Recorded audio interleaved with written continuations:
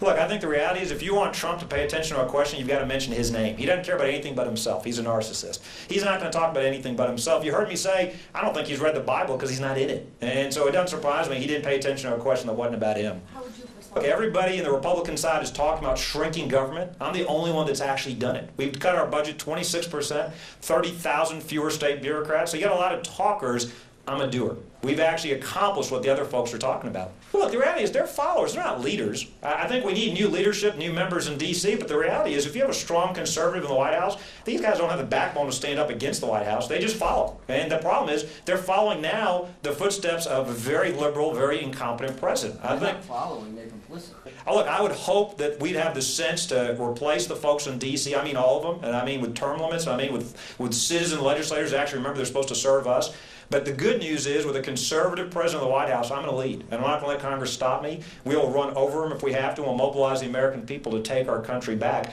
But again, they're followers. They're not leaders. They are complicit. They are complicit. As long as they're not willing to fight. Look, Boehner, I mean, McConnell's already waving the white flag, defund Planned Parenthood, and the fight hasn't even barely started. It is amazing. 72. Look, you've heard me say this, and this is important. The idea of America is slipping away.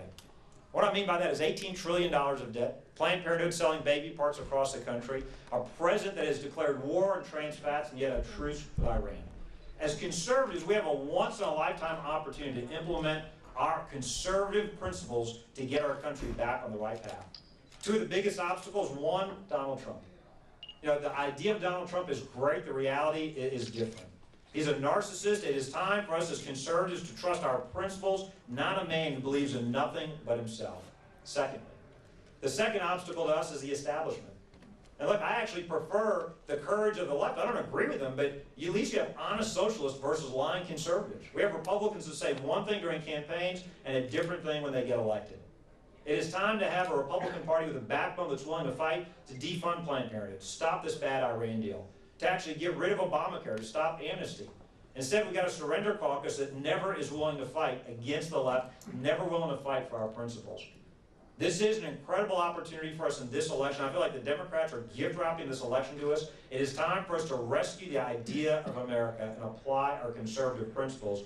That's why I'm asking people to join our cause. I think the number one priority of the federal government is to defend the country. It's something we can't do locally. You can't have a Charleston national defense. It really does need to be centralized in the federal government. The Constitution says that it's an obligation and a duty for the federal government to be in charge of defense. So when I look at spending, I'll always give a priority to defending the country. I ran for office because I was concerned about how much money we're borrowing. We borrow $1 million a minute, and I think we're in danger of destroying the country with so much debt. We now have $18 trillion in debt, equal to our entire economy. Some people say we're losing 1 million jobs a year. So what we really have to do is something very simple that every American family does, only spend what comes in. Well, I'm a physician, I'm an eye surgeon, and I practiced for 20 years. And the main thing I've seen is that we need lower cost. We need less expensive health insurance. President Obama made it the opposite. Those of us who are still buying their insurance, it cost more because he added mandates to insurance. So what I would do is free it up for competition. There are several things that we have where the price has gone down. LASIK surgery that I did to help people get rid of their glasses, price has gone down every year because there's competition.